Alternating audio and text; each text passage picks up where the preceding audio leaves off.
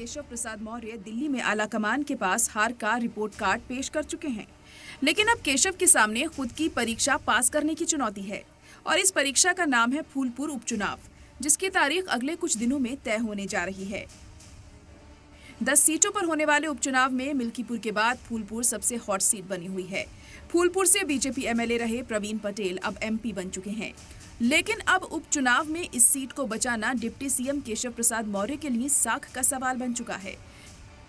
दरअसल फूलपुर ही वो सियासी मैदान है जहां से आखिरी बार केशव प्रसाद मौर्य ने चुनावी जीत का जायका चखा था।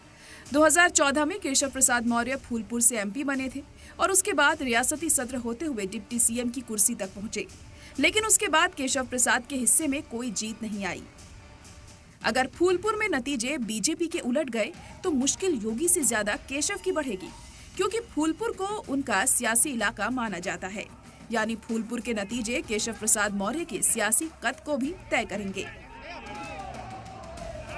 भारतीय जनता पार्टी हर चुनौतियों से निपटने में कार्यकर्ता हमारा सक्षम है। हम किसी चुनौतियों से घबराते नहीं है। चुनौतियां देश के अंदर चाहे जितनी भी प्रकार की चुनौतियां रही हैं, इन चुनौतियों को समाधान करने का किसी के अंदर ताकत है तो भारतीय जनता पार्टी की सरकार में, भारतीय जनता पार्टी कार्यकर्ता में। सीएम योगी फूलपुर उपचुनाव के लिए प्रभारी मिनिस्टर के तौर पर दयाशंकर सिंह और राकेश सचान की तैनाती कर चुके हैं।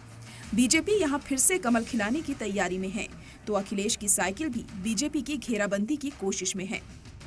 अभी जो उत्तर प्रदेश में 10 सीटों पे उपचुनाव होना है, उन पर भी समाजवादी पार्टी बड़ी जीत दर्ज करेगी, क्योंकि जिस तरह से भारतीय जनता पार्टी ने जन विरोधी काम किए हैं, जिस तरह से आरक्षण की हकमारी की गई है, जिस तरह से युवा वर्ग के साथ धोखा देकर के पेपर लीक किए गए, इससे आहत होकर के युवा भी समाजवादी पार्टी और इंडिया गठबंधन के प्रत्याशियों को वोट करेंगे। अखिलेश यादव ने कल ही ट्वीट कर 100 सीट लाओ कुर्सी पाओ को ऑफर दिया था, जिसे केशव प्रसाद मौर्य के दिल्ली दौरे से जोड़कर देखा जा रहा है। अखिलेश पहले भी योगी सरकार में केशव प्रसाद के सियासी कद पर तंज कसते रहते हैं, लेकिन फूलपुर उपचुनाव के नतीजे ही केशव का सियासी कद तय करेंगे। ब्यूरो रिपोर्ट, सलाम टीवी।